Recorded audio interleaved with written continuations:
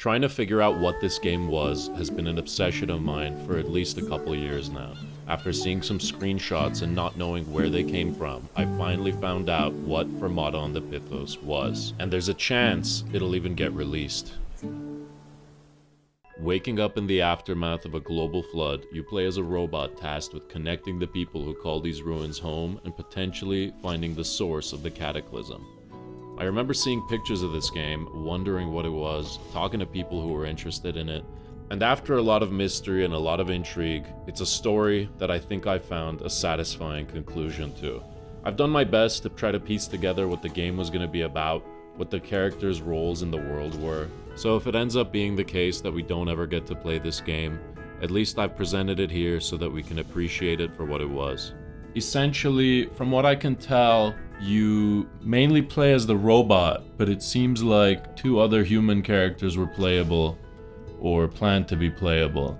Your role as the robot, whose name is either Kuroku or Fortissimo, is to try to help these people get by in the ruins of the world, as well as from some concept art I can find, I think your goal is to reconnect these people. There are these bridges with trains on them, and from screenshots I can tell that the robot uses them to deliver packages back and forth, or even carry people back and forth to get them to connect. In a way, there are some similarities to Death Stranding, which I find interesting. You know, the main character has this arm behind them. It takes place in a world that's devastated and you're trying to connect people. There's a lot that isn't clear, you know. There's a photo of multiple characters. I don't know much about any of them other than one or two.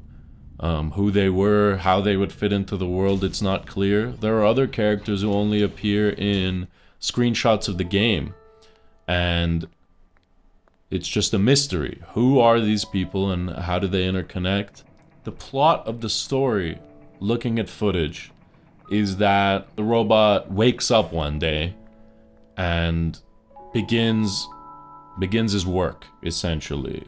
Connecting these people, going underwater through the dungeons, trying to explore that whole aspect. I'm assuming that will have something to do with the flooding of the world, and perhaps by the end of the game, that will be remedied, or that will begin to recede. As far as gameplay seems to be inspired by Mega Man Legends and Musashiden, which Kyufu cites as two of their favorite games, and you can see some of the influences in gameplay clips that I've shared.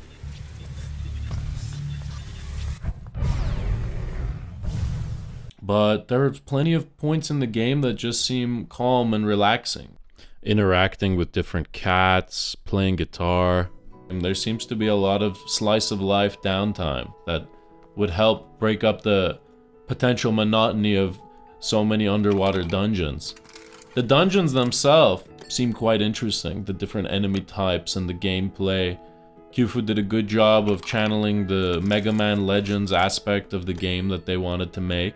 And although there's no publicly available demo that we can play right now, one of my hopes in making this video is that one of you viewers has access to the demo and can provide it to us so we could take a deeper look at this game that never got finished. One of the ways you could support this is by subscribing to me. It's the best way you can support my channel and help me work on this and many other projects in the future.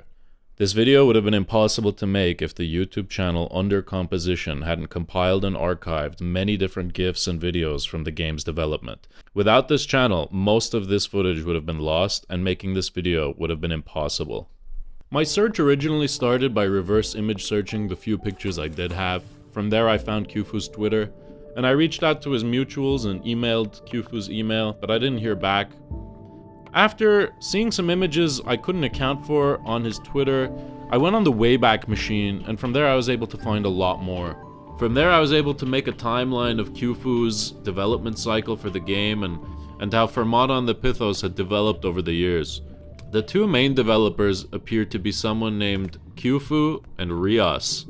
They make up Rest Labs along with other artists and developers, musicians, and voice actors. It seems like the game began development around 2018 and continued until the summer of 2022, where the last update was posted on Kyufu's Twitter.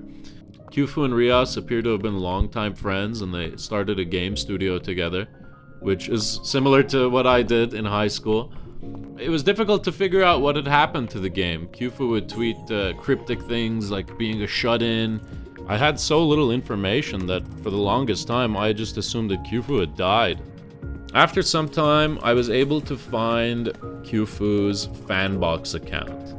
Fanbox is essentially like Patreon. I'm just amazed by the level of care and effort that went into this game, into the models, the textures. One of the posts, they talk about driving to factories and warehouses to take photos of sheet metal, corrugated steel, so that they could posterize these images to make textures for the game. I love and respect that amount of effort so much. It's real auteur level development, and it shows just immense care and craftsmanship when it comes to this game. And the fact that they put all this love and care into the game just makes it even more bitter that there's been no communication from the developers and the game appears to be on hold indefinitely. So while I was looking through the fan box, I found these documents describing the game and some of the characters' voice acting lines. I'm a little hesitant to share these because they seem to be posted for the purpose of recruitment, but seeing as the game is on hold indefinitely, or there's at least no update on the game, I think it's fair to share at least some of this information. Fermata on the Pithos is a game inspired by PlayStation titles from the 1990s to early 2000s. It takes strong influence from the graphics and atmosphere of that era, deliberately using an old-school low-res texture to evoke nostalgia. But instead of just copying that retro look, the goal is to use modern HD lighting and techniques to recreate the same emotional impact in a new way. The story is set in a mysterious, deserted town with a massive artificial ocean spreading out beneath it. Exploring this strange and haunting environment is the central focus of the gameplay. Production by Rest Labs, developer Tomoya Yamashita, Unity Engine, publishing and support by Ryasu Takashige, logo design by Ainz, character design and modeling by Arumako, main character model supervision by Kurauta, music Monotone Cycle, sound effects by Gotaru Ootake, voice actress Aya Toyoshima and Nishino. This page of the document is about recruiting a composer to compose themes for the game. They're looking for a theme for a deserted town, a theme for the sea, and a theme for a girl in a raincoat. This page in the document describes one of the characters known as Rest. Rest is characterized by a strange ahoge, which is the symbol for rest in Western music notation. She is the younger sister of Corona and a central figure in the game. She is also a playable character. Her personality is described as being not overly emotional, but with a captivating quality, exhibiting normal emotions like laughing and crying. The way she calls Corona is affectionate, like calling a pet dog. The origin of this character comes from Kyufu's interaction with followers on Twitter, imagining what they would look like as the opposite gender. The game itself was designed with the characters first, and as the game developed, this character became more and more essential to it and eventually ended up becoming a main character. This is another character from the game. This character is named Una Corda, which is another musical notation. Una is a girl of unknown age, appearing to be in her teens. She lives with her cat in a makeshift hut constructed from corrugated iron and wood, located a short distance from the flooded residential areas. The origin of Una is the musical notation UC. It signifies keeping the soft pedal of the piano pressed down until it hits the tre chord, meaning 3 strings, or back to normal play. Una acts as the narrator within the story, similar to Watson in Sherlock Holmes. From the player's perspective, she is depicted as a mysterious figure who speaks of the past and makes many meaningful statements. However, we won't delve into her character in particular depth here. She has a whispery voice with a recitation-like quality. These are descriptions of the first trailer. They're just camera movements, what to focus on. There's only one line of dialogue here from Rest or Corona, and they say, "Let's go," or "I'm going." These are lines from Una Corda.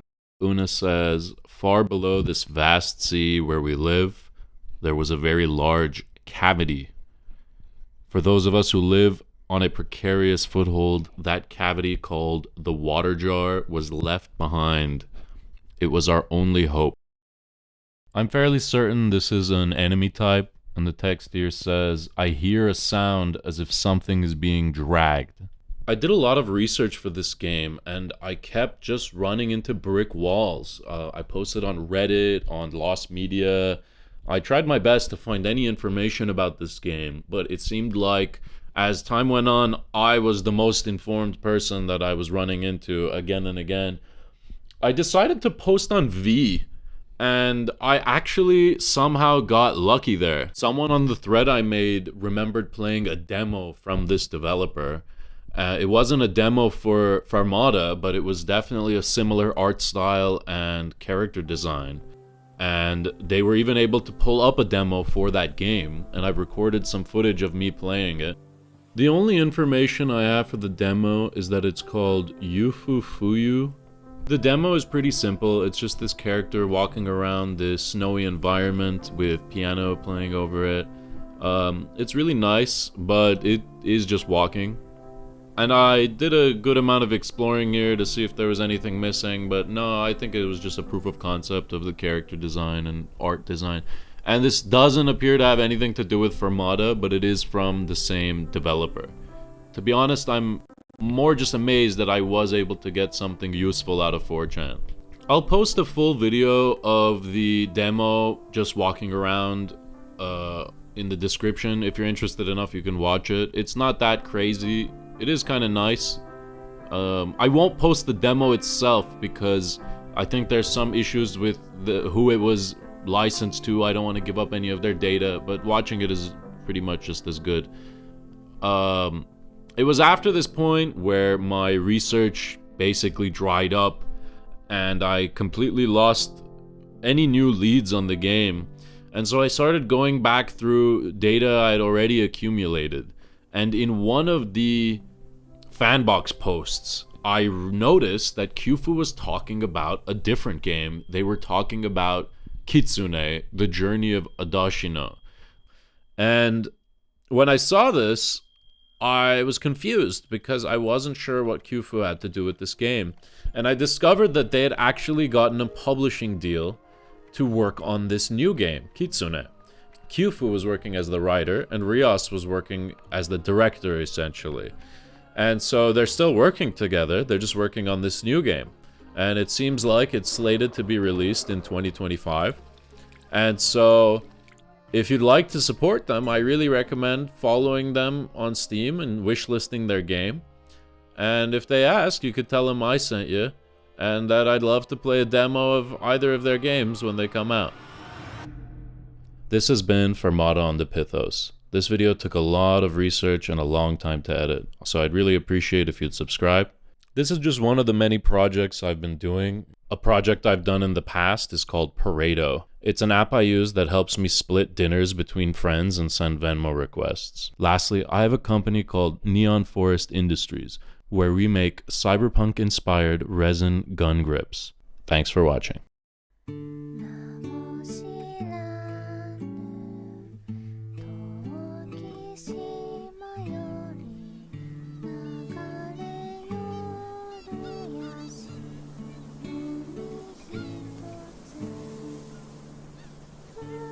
Fermata